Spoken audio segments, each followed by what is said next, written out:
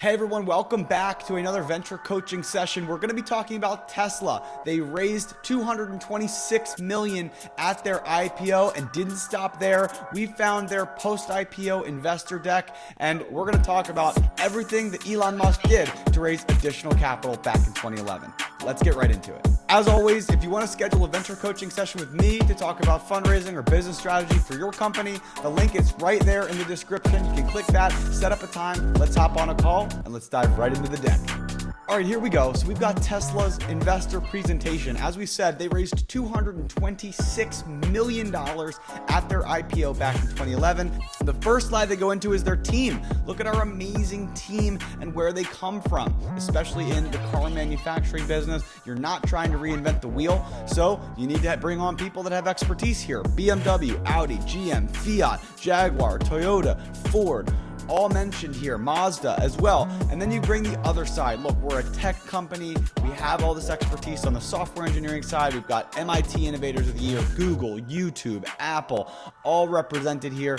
HP, Sun Microsystems. So they really cover the gambit. Of course, leading with Elon Musk, who's the product architect as well as the CEO. They keep going here, talking about more of their team. Look at the staff that we have, the number of individuals and where they're focused in order to innovate in this industry.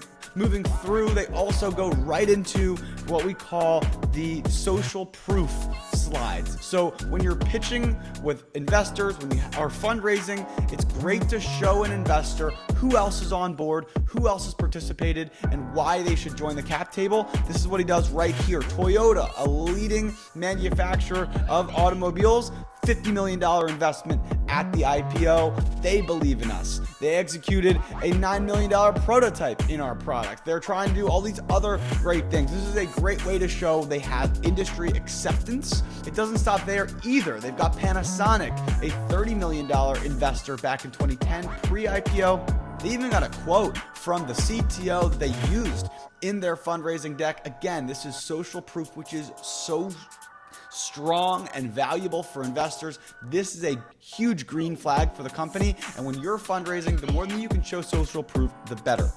They also have Daimler, another car manufacturer, talking about a leading sales and customer relationship, as well as backing from them. Of course, they are behind Mercedes-Benz and many other manufacturers. Another social proof thing here. Again, Elon is such a great marketer. He went with team and how qualified they are and how everyone else backs them. That's all that really matters, right? He then talks about the product. These are the two things that he cares about, the marketing and the acceptance side, and then the product, talking about the Roadster and how successful that's been thus far. They're covering the globe. They've got X amount that have sold, 8 million miles driven, which is a stat that, like, what does that even mean?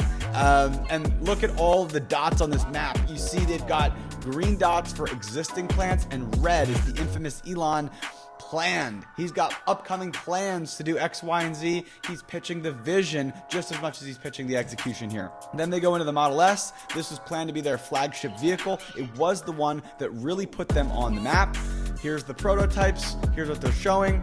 20,000 units annually. It's actually not far off from where they ended up getting. And they wanted to try to capture some of the premium global market. Again, it's into the product, showing what they're doing. It's really trying to get investors excited about what they're producing, which is why he spent so much time in the beginning showing how much engineers and team he had in order to show that this is coming to market. Because this is pre-market, as you can see, bottom left corner, it's planned. It set him up very well to show, look, we've got the best people working on this. So you have to assume that it is coming to fruition. But look, features and performance, both sides of this slide, both planned because it doesn't exist yet. Again, this is post hundreds of millions of dollars in fundraising. So if your product isn't live yet, that's not a huge problem. Investors won't balk at that necessarily as long as you can capture the right notes. Moving into the next slide, we've got the cumulative reservations. So this is traction. This is our traction slide. This is talking about who's interested in getting involved. You've got a upward sloping curve here of people that want to purchase. Minimum $5,000 reservation price shows revenue, so that they're actually getting deposits for that. Then they go into what's the market opportunity. We see these slides all the time. The total addressable market. Well, sedans, cabriolets, vans, crossovers, SUVs. They all have similar underlying parts that can be fit into this. They can scale across these different avenues. Then they want to try to show a timeline, a roadmap of where they're trying to get. There's a lot of focus on supply chain, distribution in the early years of this. Then on the other side is trying to get the product validation and really making sure that the marketing is correct, and then releasing the product. Finally, end up here with the last couple of slides. They want to talk about first the Fremont facility. This is where they were actually going to assemble the vehicles. This is what they're potentially trying to raise money for, if I had to guess. Hey, look, it's $42 million.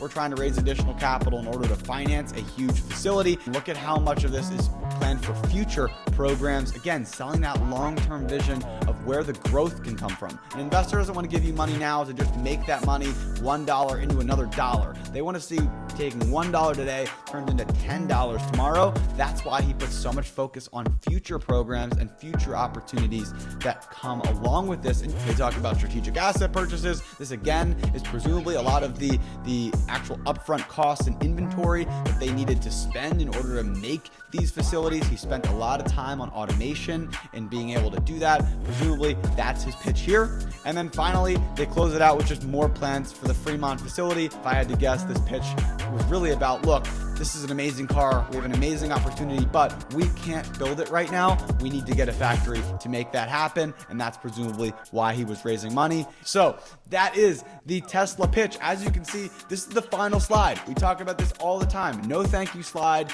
no contact us slide, ends on what he wants you to focus on in the end, which is building a Fremont facility. Why is that the focus here? Because of course, it's always been, hey, Elon, you can't supply enough cars. You can't bring this product to market. So what does he do? He leaves the final slide on the facility so that if anybody has pushback, he can say, yeah, that's exactly why we're trying to raise this money, is because of the fact that we're trying to get a Fremont facility. I think it's a really strong pitch, a great narrative, and he overlays the common questions he might get with slides that answer those questions so that he doesn't have to get distracted along the way. And that's Tesla. As always, leave a like, comment if you have a suggestion on what deck you want me to review next, and click that link in the description if you want to see this deck yourself or schedule a call with me to talk about your business. Talk to you next time.